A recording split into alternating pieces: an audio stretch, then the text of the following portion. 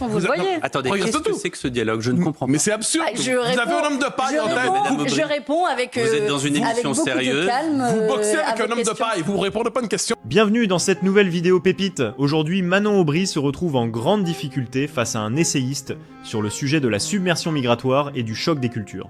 En effet, Manon Aubry va esquiver la question et crier à l'instrumentalisation du débat, et elle va finalement finir par dire qu'il n'y a pas un problème d'immigration incontrôlée et de choc de culture en France.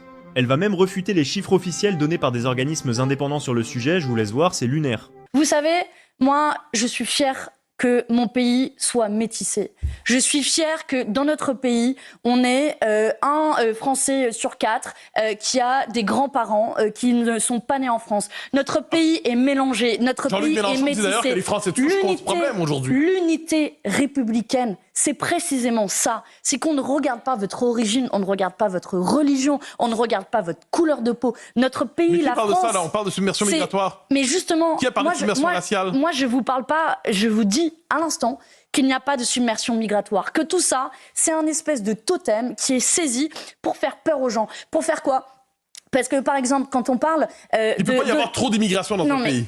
Le problème aujourd'hui dans notre pays, si on parle de saignée industrielle, ce n'est pas à cause de l'immigration. Il peut pas avoir de choc des civilisations. Si l'on parle des salaires qui n'augmentent pas, c'est pas à cause de l'immigration. Et je ne vous le laisserai pas dire. Vous me laisserez dire ce que je veux, si je peux me permettre. Vous dire ce que vous voulez de votre côté. Eh bien, moi, je conteste ce fait-là. Et il y a un choc des cultures. Ça n'existe pas pour vous aujourd'hui, ça? Mais c'est quoi ce choc des cultures? Par exemple, le choc révélé par le choc entre l'islam et le monde occidental. Et plus particulièrement... on y arrive, Quelle surprise! On y arrive, il fallait parler de l'islam. Non, je distingue l'islam de l'islamisme. Est-ce que l'islamisme pose un problème particulier en Europe? Monsieur Boccoté, quand même, que vous avez démarré la conversation en parlant de migration et vous arrivez à la fin sur la question de l'islam. Donc, vous faites un amalgame entre l'islam et l'immigration. Vous savez que dans notre pays, il y a des millions de concitoyens qui sont musulmans et qui ne sont pas d'origine immigrée. Vous le savez ça, monsieur Boccoté? La question n'est pas là. J'ai le sentiment... Je termine ma réponse. J'ai quand même le sentiment qu'on arrive à ce moment de l'émission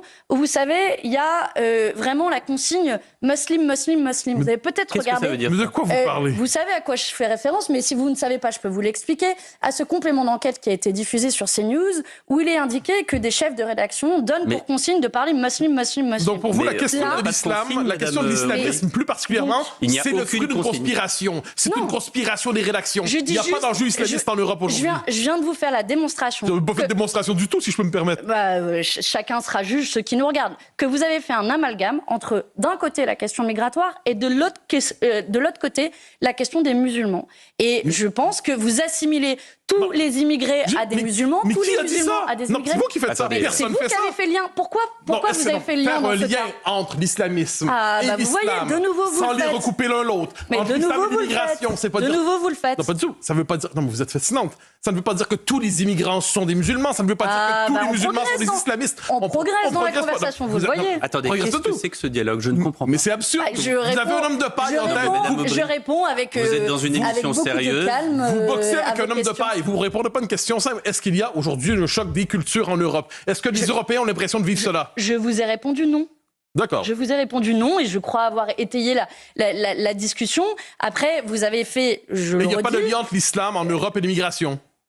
Donc là, vous voyez... Non, il pose une question. Sur le plan démographique. Je vous fais la réponse que non. L'islam est d'immenses conversions en Europe. Je vous fais la réponse que non.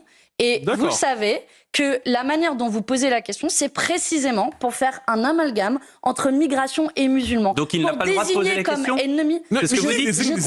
Je conteste les termes du débat. J'ai le droit, oui ou non? Je ne sais pas. Je trouve ça étonnant. Vous voulez faire mes réponses peut-être? Non, je trouve ça étonnant que vous contestiez une question d'un journaliste. En l'occurrence, j'ai le droit de contester les termes du débat, oui. Et je pense que la manière dont sont assimilés tous les musulmans de notre pays comme étant la source de tous les maux. Personne fait ça. Et la source, vous assimilez les musulmans de notre pays à l'islamisme radical. Personne vous savez ne fait comme ça. moi que je combats l'islamisme radical comme je combats... Non, je ne sais pas comme vous. Ça.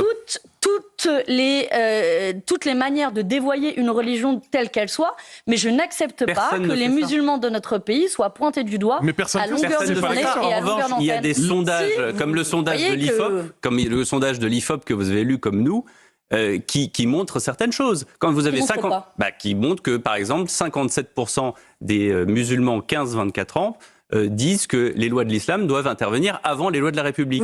Par exemple. Vous le savez comme moi que ce sondage de l'IFOP a été contesté à bien des égards.